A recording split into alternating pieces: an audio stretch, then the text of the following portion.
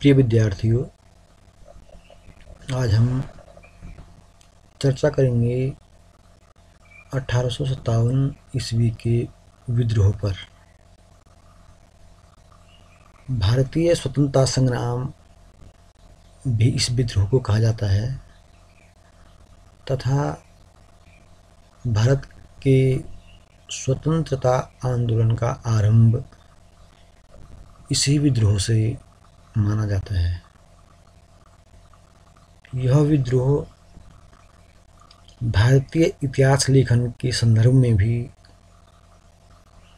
अलग अलग मतों को व्यक्त करता है, क्योंकि इस विद्रोह का जो विवरण विभिन्न विचारधारा के इतिहासकारों द्वारा दिया गया है, उनसे भारतीय इतिहास लेखन पर भी अलग अलग विचारधाराओं के प्रभाव को समझा जा सकता है।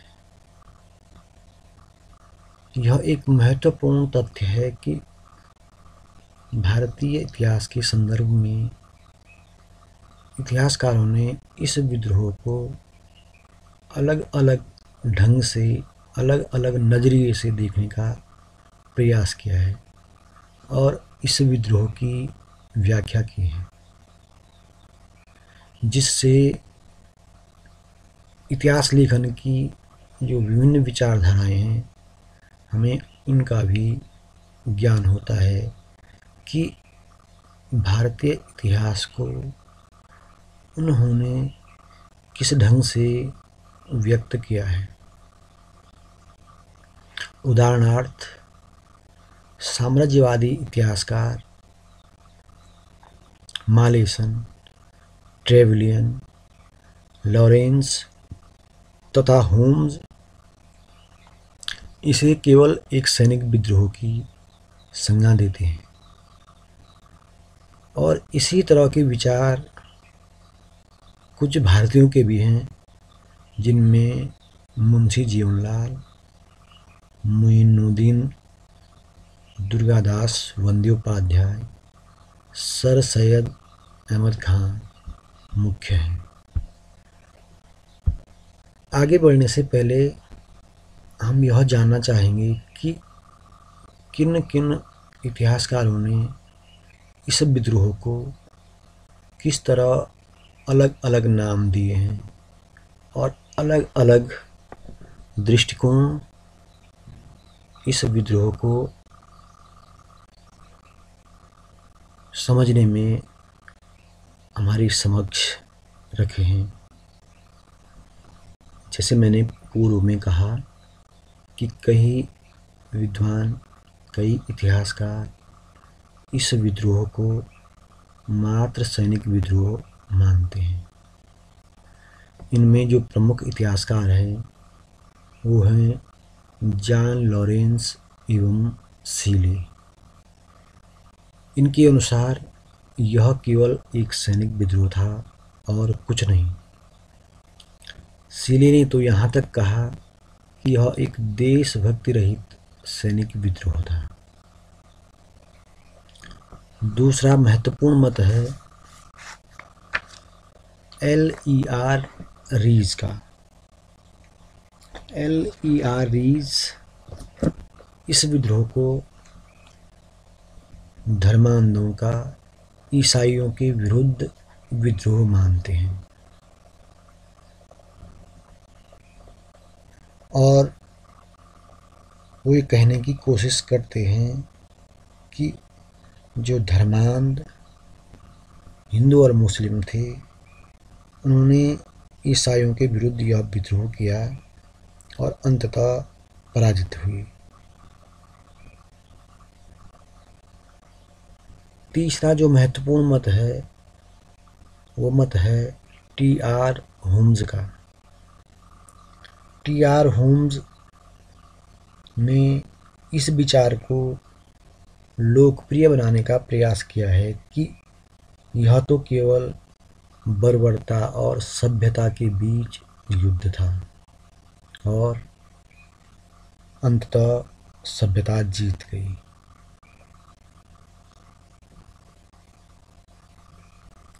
परंतु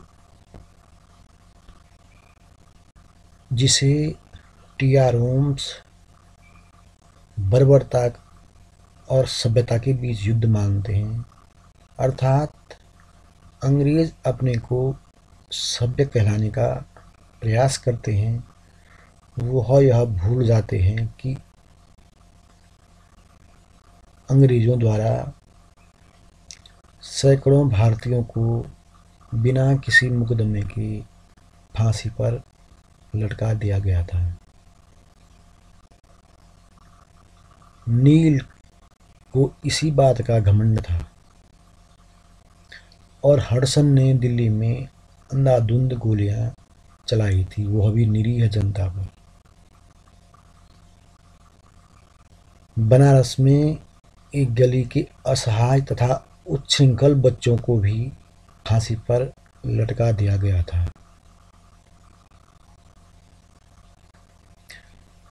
तत्कालीन लंदन टाइम्स में लिखा था कि मुस्लिम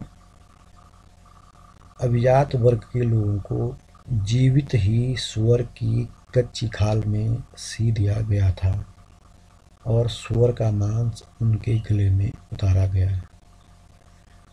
यह थी अंग्रेजों की सभ्यता और उस सभ्यता के कुछ उदाहरण।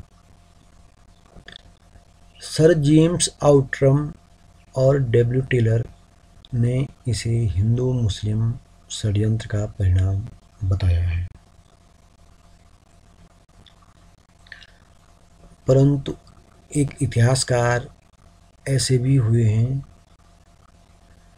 जिन्होंने इसे एक राष्ट्रीय विद्रोह कहा है। वह एक अंग्रेज इतिहासकार हुए डिज़रायली। बेंजामिन डिज़रायली ने, जो कि उस समय इंग्लैंड के रूढ़िवादी दल के प्रमुख नेता थे, इसे एक राष्ट्रीय विद्रोह की संज्ञा दी है। डिज़रायली की दृष्टि में यह एक राष्ट्रीय विद्रोह था। उनका कहना है कि यह एक सुनियोजित और संगठित प्रयत्नों का परिणाम था जो अवसर की प्रतीक्षा में थे। आगे वो लिखते हैं कि साम्राज्य का उत्थान और पतन चर्बी वाले कारतूस के मामले में नहीं होते। ऐसे विद्रोह उचित और पर्याप्त कारणों के एकत्रित होने से होते हैं, अर्थात केवल चर्बी वाले कारतूसों से कोई विद्रोह संभव नहीं है।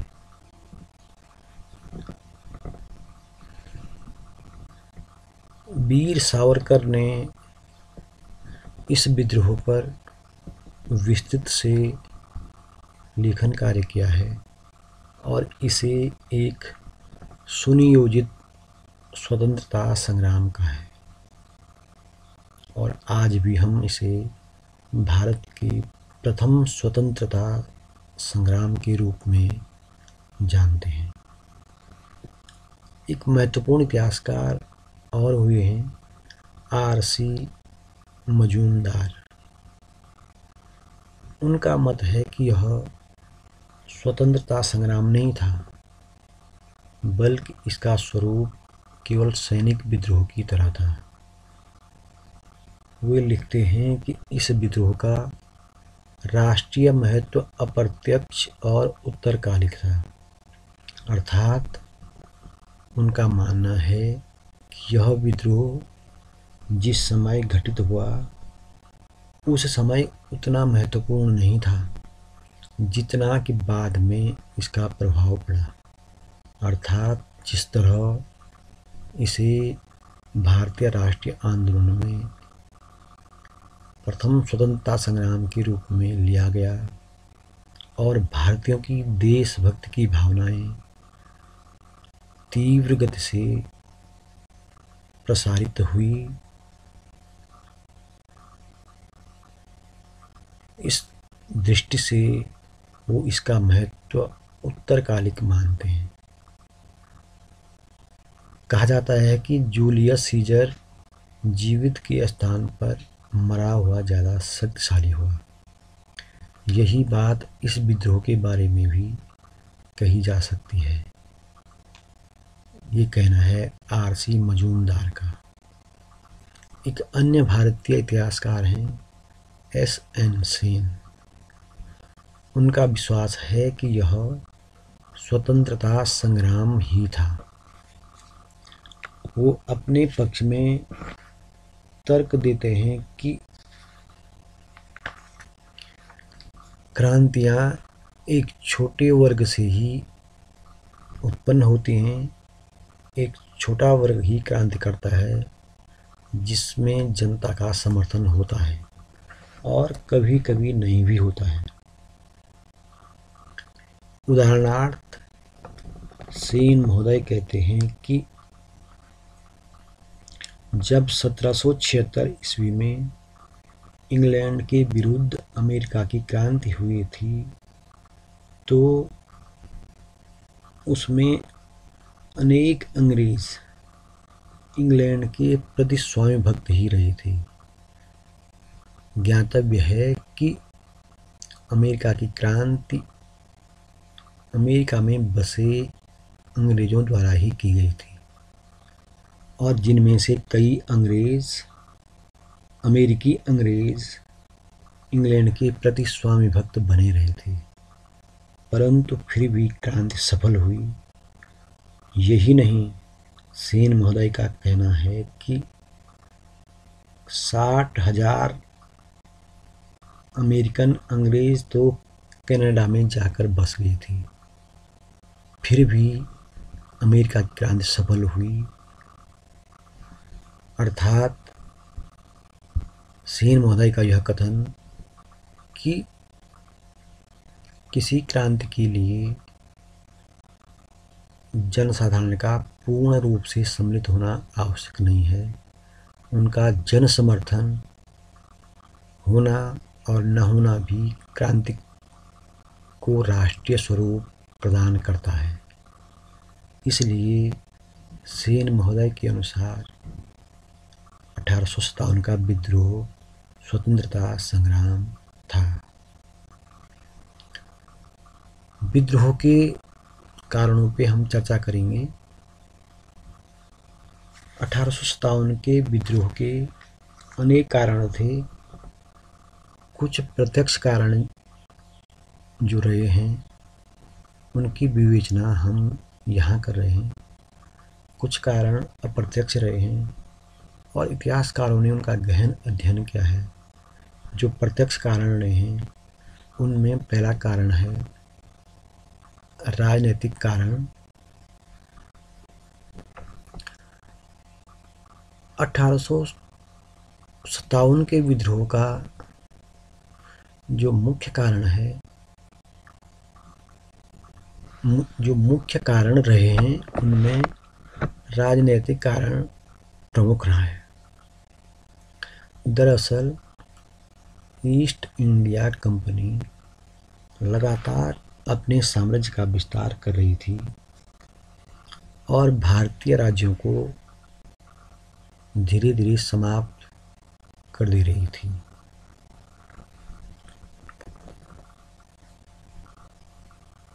कंपनी की नीति भी यही थी कि जल्द से जल्द भारतीय रियासतों को समाप्त कर ब्रिटिश साम्राज्य को विस्तार दिया जाए। सर चार्ल्स नेपियर एक ब्रिटिश साम्राज्य के निर्माता के रूप में प्रमुख रहे हैं। उन्होंने एक बार लिखा था कि यदि मैं 12 वर्ष के लिए भारत का सम्राट होता तो कोई भी भारतीय राज्य शेष नहीं रहता।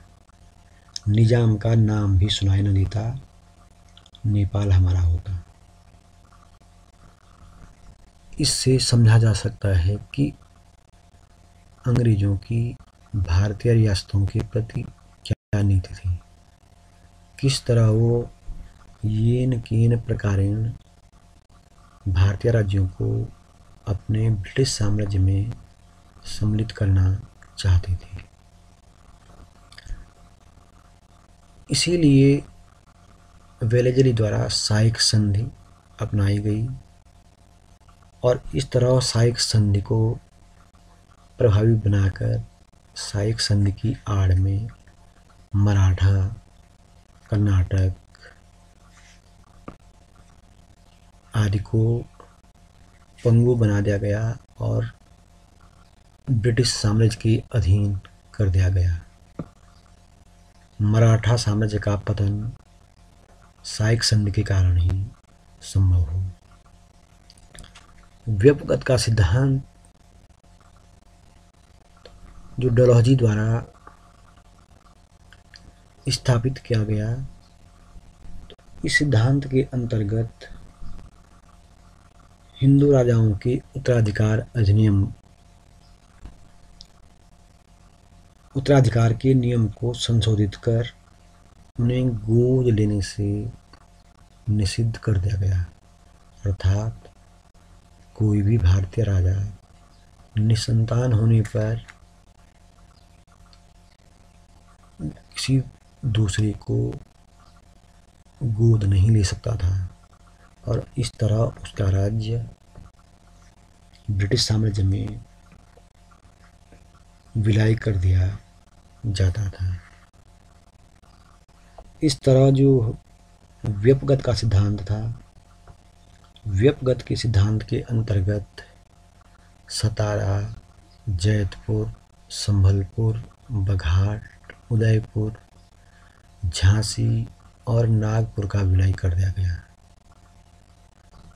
यही नहीं, मुगल सम्राट के प्रति भी ब्रिटिश नीति अच्छी नहीं रही। 1856 ईस्वी में पहले तो डलहौजी शहजादा फखरुद्दीन के उत्तराधिकारी को मान्यता देने के पक्ष में ही नहीं थी।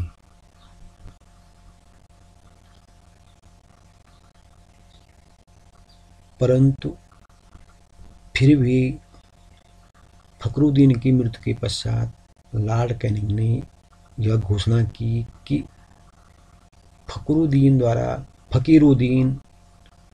द्वारा तिलांजलि दिए हुए मामलों के अतिरिक्त नवीन उत्तराधिकारी शहजादे को राजकीय उपाधि और मुगल महल दोनों ही छोड़ने होंगे। अर्थात मुगल सम्राट को अपनी उपाधि भी और महल भी छोड़ने के लिए लॉर्ड कैनिंग ने बाध्य कर दिया था। इससे भारतीय मुसलमानों को लगा कि अंग्रेज मुगल सम्राट के धुर विरोधी हैं और उसे समाप्त करना चाहते हैं। साथ ही भारतीय रियासतों को भी येन केन प्रकारेण ब्रिटिश साम्राज्य में विलय कर दिया गया।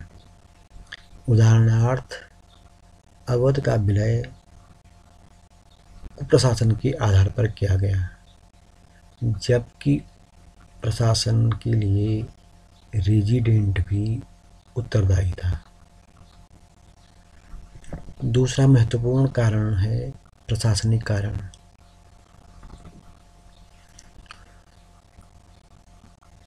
अंग्रेजों द्वारा उच्च पदों पर केवल अंग्रेजों की ही नियुक्ति की जाती थी।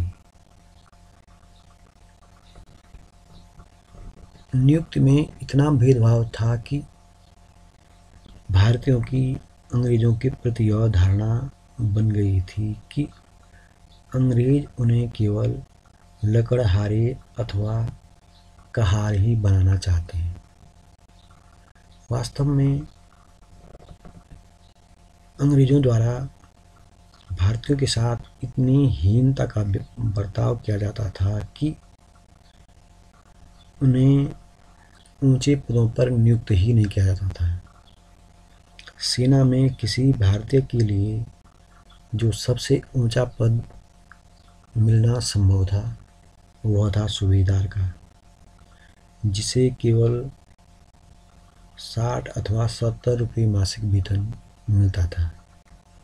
और असैनिक पदों में सदर अमीन के पद पर ही उसकी नियुक्ति हो सकती थी। सदर अमीन से उच्च पदों पर किसी भी भारतीय की नियुक्ति नहीं हो सकती थी। इस भेदभावपूर्ण व्यवहार के कारण भारतीयों का अंग्रेजों के प्रति से मोहभंग हो चुका था। इससे पहले कभी भी ऐसा नहीं हुआ था कि किसी भी शासन में भारतीयों को ऊंचा पद न दिया गया हो। अर्थात इससे पहले चाहे मुगल रहे हों या अन्य, कभी भी ऊंचे पद प्राप्त करने में इस तरह भेदभाव नहीं किया गया था। इससे भारतीय जनमानस में घोर निराशा व्याप्त हुई। आर्थिक कारणों में तत्कालीन परिस्थितियों में अंग्रेजों द्वारा येन केन प्रकारेण अधिक से अधिक भू राजस्व वसूलने का प्रयास किया गया। बंगाल की लूट के बारे में तो लगभग सभी जानते हैं कि किस तरह अंग्रेजों द्वारा प्लासी के युद्ध के बाद बंगाल में खुली लूट मचाई गई। यही नहीं, अधिक से अधिक धन वसूलने के प्रयास में अंग्रेजों ने भू राजस्व वसूलने पर अधिक जोर दिया तथा सामान्य प्रशासन पर कम। उदाहरणार्थ, पानीपत के जिले में भू राजस्व वसूलने के लिए 136 कर्मी नियुक्त थे तथा पुलिस व्यवस्थायुक्त मात्र 22 व्यक्ति। अर्थात समझा जा सकता है कि अंग्रेजों के लिए धन महत्वपूर्ण था, शासन व्यवस्था नहीं। अंग्रेजों द्वारा भारतीयों की जागीरों का अपहरण किया गया। बम्बई में ही इनाम कमीशन ने 20,000 जागीरें जब्त कर ली थी। इससे भारतीयों में अंग्रेजों के प्रति रोष व्याप्त हो गया। मुगल काल में या उससे पहले भी शासकों द्वारा मंदिरों को या धार्मिक स्थान, मस्जिद या अन्य धार्मिक स्थानों को राजस्व मुक्त भूमि प्रदान की जाती थी। यह व्यवस्था प्राचीन काल से ही भारत में व्याप्त थी।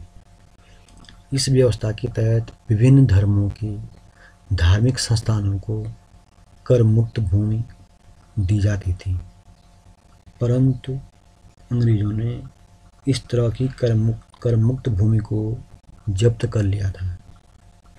यही नहीं, अंग्रेजों द्वारा भारतीय कुटीर उद्योगों के पतन में भी कोई कसर नहीं रखी गई। कार्ल मार्क्स ने 1853 ईस्वी में भारतीय कुटीर उद्योगों के संदर्भ में लिखा था कि यह अंग्रेजी घुसपैठिया था जिसने भारतीय खड्डी को तोड़ दिया और चरखे का नाश कर दिया। अंग्रेजों ने भारतीय सूती कपड़े को अंग्रेजी मंडियों से वंचित करना प्रारंभ कर दिया। फिर भारत में एक ऐसा मोड़ दिया कि सूती कपड़े की मातृभूमि को ही सूती कपड़े से भर दिया। सूती कपड़ा उद्योग के नाश होने से कृषि पर बोझ बढ़ गया और अंत में देश अकिंचन हो गया। यह विवरण है कार्ल मार्क्स का। अंग्रेजों ने बड़ी कुशलता से भारतीय कुटीर उद्योगों का नाश किया और जिससे भारत की अर्थव्यवस्था प्रभावित हुई। अगला कारण है सामाजिक कारण।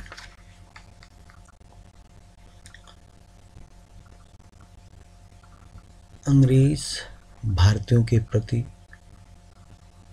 हमेशा ही संदेह का बर्ताव करते थे। भारतीयों को उन्होंने कभी भी अच्छी निगाहों से नहीं देखा। उन्हें वह काले व सुअर की संज्ञा देते थे। शिकार पर जब जाते तो किसी भी भारतीय की हत्या होने पर उसकी कोई सुनवाई नहीं होती थी और यदि होती भी तो बहुत कम दंड दिया जाता। भारतीयों के बिना अंग्रेजों का कार्य नहीं चलता था। उनके घरेलू कार्यों को भारतीय ही पूरा करते थे, परंतु भारतीयों के प्रति उनमें बेहद घृणा का अभाव था। इससे पहले भी कई विदेशी आक्रमणकारी आए, परंतु किसी भी विदेशी आक्रमणकारी ने भारतीयों को इतनी हेय दृष्टि से नहीं देखा जितना कि अंग्रेजों ने। जैसे मैंने अभी कहा कि भारतीयों के बिना उनका काम भी नहीं चलता था। सारे घरेलू काम, सारे सहायक के काम भारतीय करते थे, लेकिन फिर भी भारतीयों से ही उन्हें घृणा थी। इस कारण भारतीय समाज में अंग्रेजों के प्रति असंतोष व्याप्त हो गया था। धार्मिक कारण। हिंदुओं को अंग्रेज बर्बर कहा करते थे और मुस्लिमों को कट्टरपंथी, निर्दयी और बेईमान समझते थे। अंग्रेजों का एक उद्देश्य भारतीयों को ईसाई बनाना भी था। यह तथ्य बहुत महत्वपूर्ण है कि यूरोपीय जहाँ भी गए उनके साथ ईसाई मिशनरी साथ साथ गई।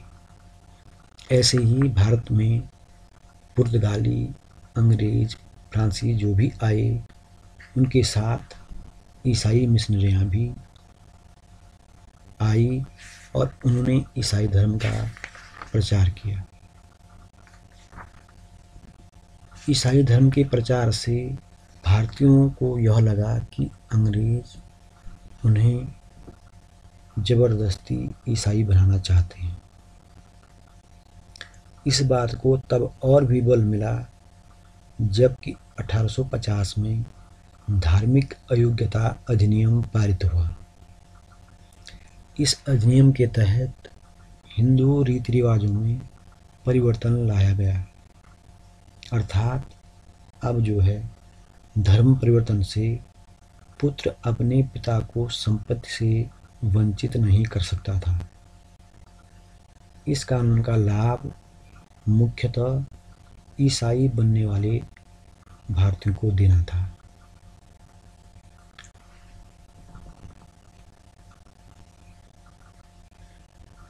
बेंजामिन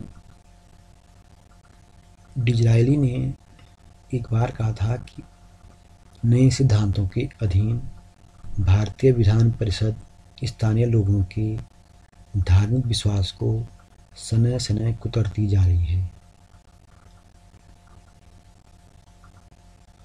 भारतीयों को यह विश्वास होता जा रहा था कि अंग्रेज उन्हें ईसाई बनाने की योजना बना रहे हैं। इस तरह धार्मिक कारण भी 1857 के विद्रोह के लिए एक मुख्य कारण था। अगला और तात्कालिक कारण जिस कारण यह विद्रोह घटित हुआ था सैनिक कारण। यह एक महत्वपूर्ण तथ्य है कि अंग्रेजों ने भारत में अपना साम्राज्य भारतीयों की सेना के बल पर ही स्थापित किया था।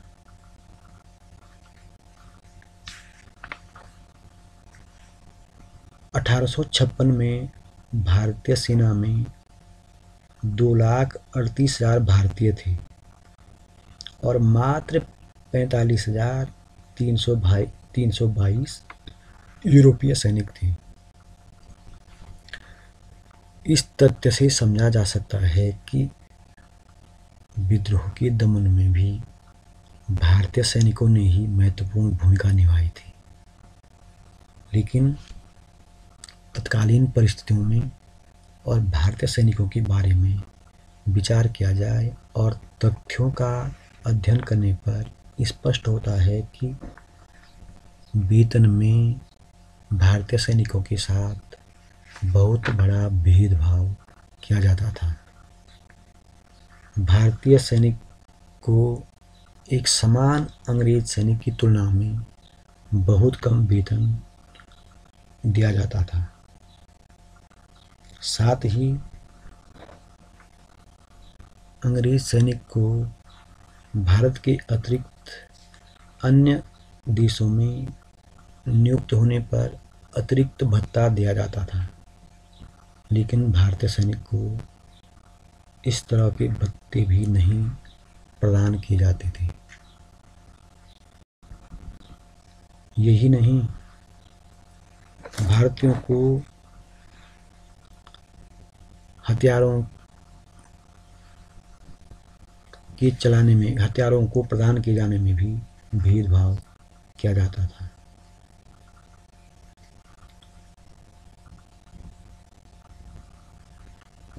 (1856) में सेना भर्ती अधिनियम के तहत भारतीयों के लिए यह प्रावधान किया गया कि बंगाल सेना के सभी भावी सैनिकों को यह स्वीकार करना होगा कि जहाँ कहीं भी सरकार को आवश्यकता होगी वो वहीं कार्य करेंगे।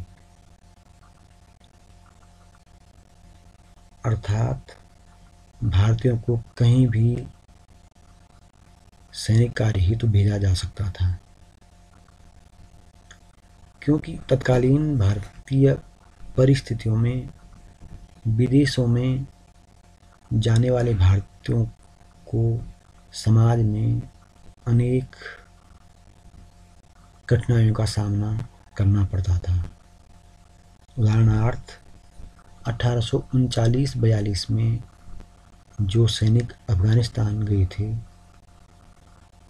उन्हें उनके समाज ने पुनः उनकी जाति में नहीं लिया, जिससे सैनिक विदेश सेवा में जाने के इच्छुक नहीं रहते थे।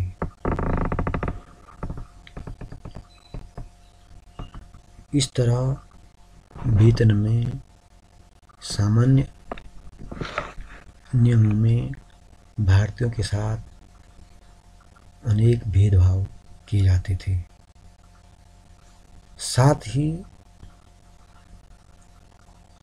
विद्रोह का तात्कालिक कारण था नई एनफील्ड राइफल में चर्बी वाले कारतूसों के प्रयोग की अफवाह। दरअसल पुरानी राइफल के स्थान पर नई एनफील्ड राइफल का जो प्रयोग किया गया, इस राइफल में कारतूसों को पहले दांत से काटना होता था। पहले 1856 से पूर्व जो ब्राउन बैस बंदूक थी उसमें इस तरह की व्यवस्था नहीं थी, परंतु नई एनफील्ड राइफल में कारतूसों को दांत से काटने की जो प्रक्रिया थी, इसमें भारतीयों में एक अफवाह फैली कि कारतूस में गाय और सूअर की चर्बी लगी है। इससे भारतीय सैनिकों ने इन राइफलों का प्रयोग और इस तरह के कारतूस का प्रयोग करने से इनकार कर दिया था, जिससे भारतीयों में असंतोष पैदा हुआ और उनमें यह बात घर कर गई कि अंग्रेज उनका धर्म भ्रष्ट करना चाहते हैं। इस तरह विभिन्न कारणों से, जिनमें अंग्रेजों द्वारा भारतीयों की उपाधियां समाप्त करना, पेंशन समाप्त करना, भारतीय जनता के साथ भेदभाव करना, अनेक कारणों से यह विद्रोह घटित हुआ